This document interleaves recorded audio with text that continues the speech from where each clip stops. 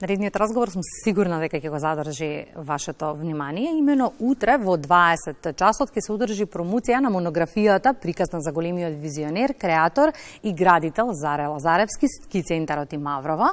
Оваа монографија е тесно поврзана со неговиот живот и дело, бидејќи сигурна сум дека кога ќе се спомене неговото име, првата асоциација на сите ни е токму Маврово, регионот на кој што тој целиот живот практично го посвети. Токму на оваа тема разговараме со господја Јованка Лазаревска-Станчевска, која е ќерка на Заре Лазаревски. Добро утро и добре ни дојдовте.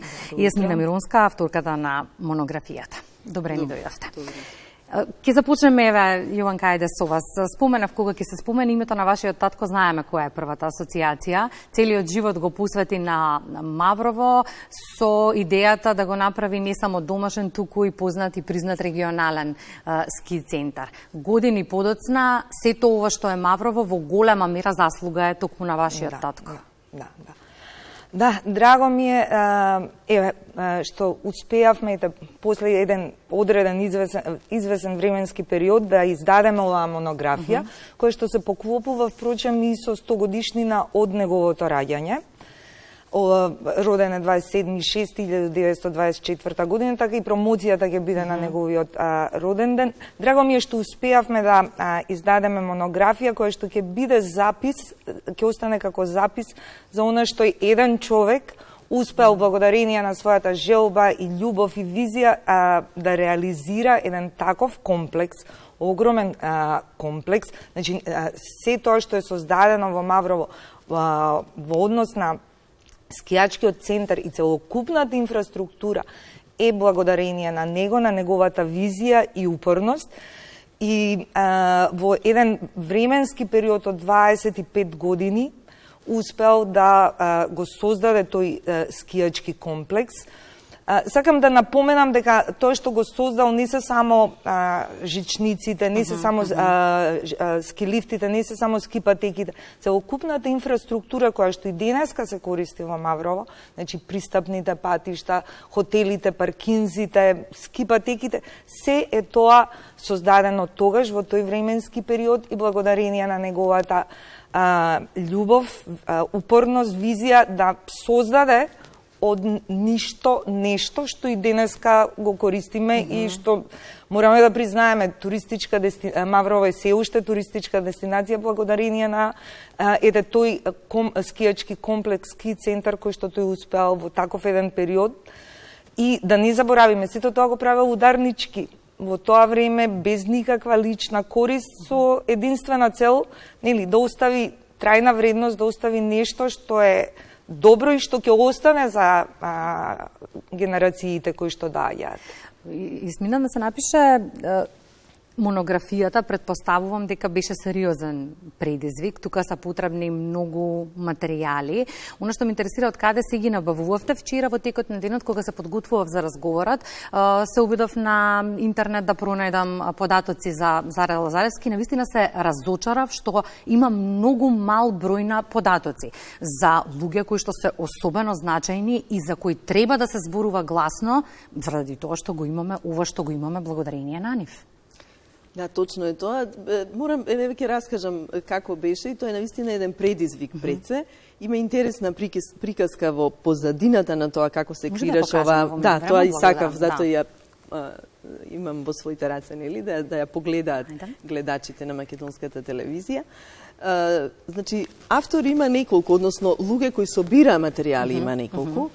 Прв почнал Зоге Груевски пред 25 или 30 години, подалечен роднина на фамилијата Лазаревски.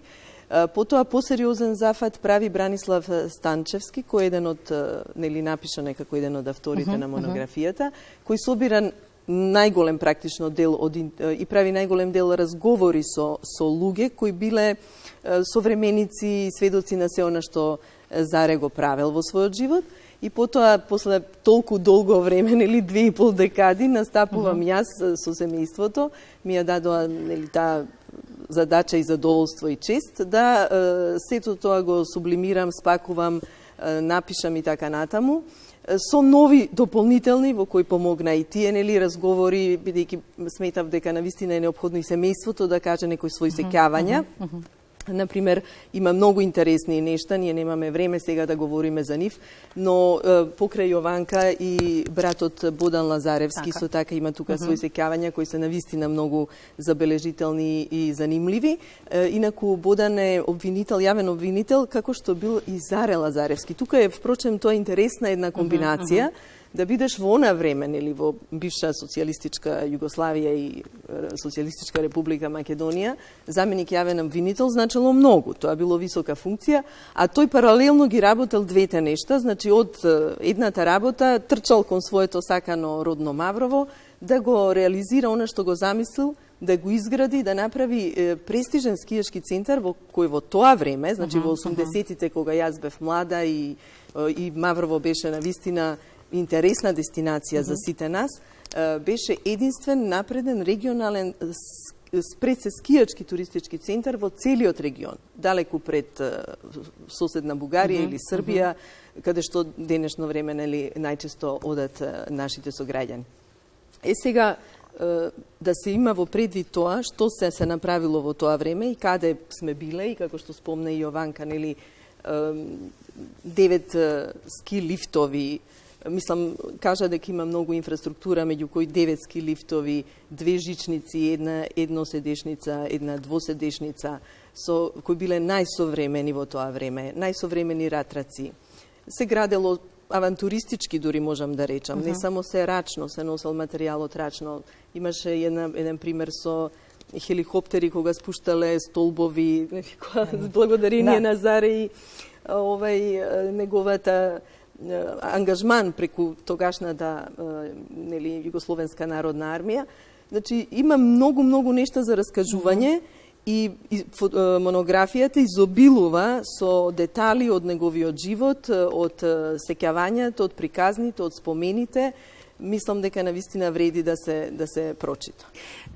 Како ви го кажуваше Маврово? Како ви го представуваше Маврово? Предпоставувам дека со истата љубов и жар и вие сега го сакате Маврово, но кои се најубавите спомени кои се врзани ваши за Маврово?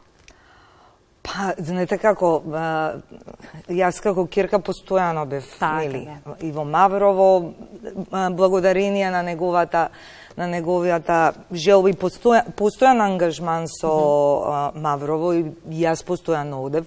Ми ја всади љубовта кон планината, ми ја всади пред се љубовта кон скијањето. Тамо, нели, научивме да скијаме, тамо се дружевме. Маврово беше навистина дестинација, беше навистина многу важно да се биде, особено зимно време. Во Маврово успеа да го направи тоа, успеа да направи она што беше Охрид летно време, тоа да биде Маврово зимно време, и тоа се уште трае, да не заборавиме. Значи, и покрај тоа што е скијачкиот центар стагнира, се она што е направено во негово време, и потоа не е ништо направено, сепак е дестинација, сепак се градат илјадници викендици. Она што сакам, ние сме да напоменам, ние сме навистина среќни што успеавме да го реализираме овој проект, да издадеме оваа монографија, благодарение на Велко Лазаревски, кој што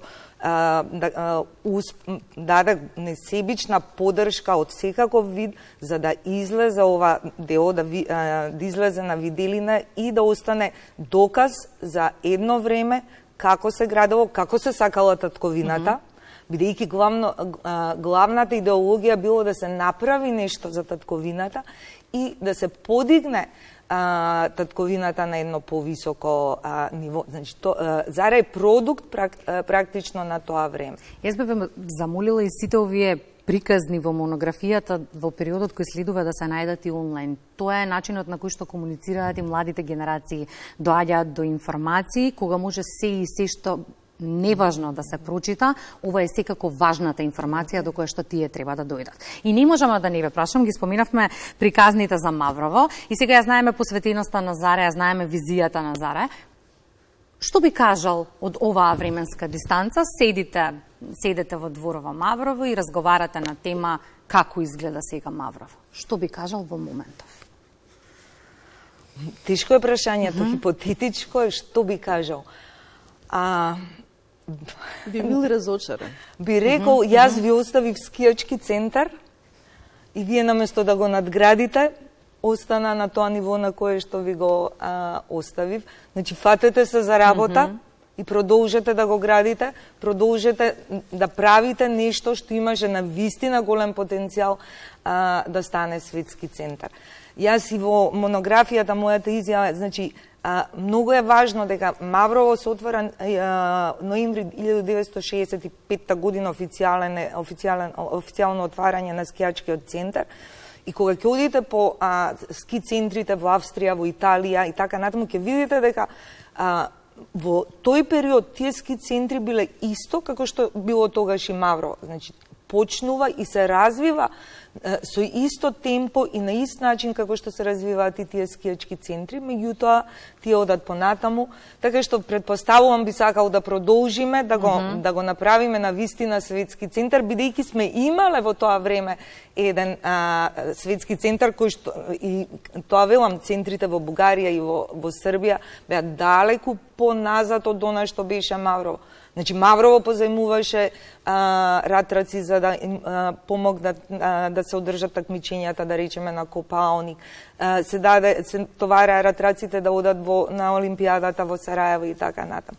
Така што на вистина имавме нешто наше, нешто светски и треба да се потрудиме тоа да продолжи да се надградува. Вистина, остана нешто недокажано? Па има многу нешто што не се недокажани, бидејќи е навистина една интересна приказна и животот на Заре, и се врзано околу Маврово, и растежот на Маврово, и нашиот живот во Маврово во тоа време, каде што уживавме сите да бидеме присутни затоа што значеше нешто. И еве го спомна Јованка, јас би сакала исто така да истакнам улогата на Велко Лазаревски, тоа е син инаку на најмладиот брат на Заре, Крстел Лазаревски, кој да не беше, ние немаше да бидеме во можност да издадеме вака квалитетна и добра монографија. Прашање дали воопшто ќе можевме да издадеме нешто. Тоа е аманет да некако државните институции се грижат за луѓето кои зад себе во оваа држава оставаат некаква трага, некаков белег, некаква вредност и да им посветат поголемо внимание и помогнат при реализација на проектите за нив. Ме сум многу сигурна дека доколку сите ја сакаме својата земја онака како што Заре ја сакаше и доколку сме упорни во својата замисла, секако ќе биде ова парче земја многу поубаво место за живење. Посакувам убаво да помине промоцијата. Има ли можност да се набави монографијата, да се купи од некаде, да ја имаат граѓаните во своите домови? Верувам дека некои од нив ќе сакаат и да ја имаат. Па сега, пазите, монографијата е отпечатена во репрезентативен примерок, како што тоа обично се прави, и за дистрибуцијата мислам дека се уште не е конкретно разговарано што и каде би можела да се набави. Или идеја за размислување. Да, тоа е убаво, тоа и сакав да речам, да. Тоа е нешто што треба да се реализира и некаде да се најде во некој од книжарниците низ градов. Ова е приказна што треба да се раскажува. Само би сакала да додадам, многу ми е драго што сме денеска гости во Македонската радио телевизија и да кажам дека татко ми всушност во 2 мандати беше председател на советот на тогашната радио телевизија и навистина ми е драго ете што се поклопија и тие некои коцки од мозаикот во однос на промоцијата. Благодарам, јас се надевам искрено дека за убави приказни и убави поводи ќе се гледаме и во периодот кој што следува. Благодарам.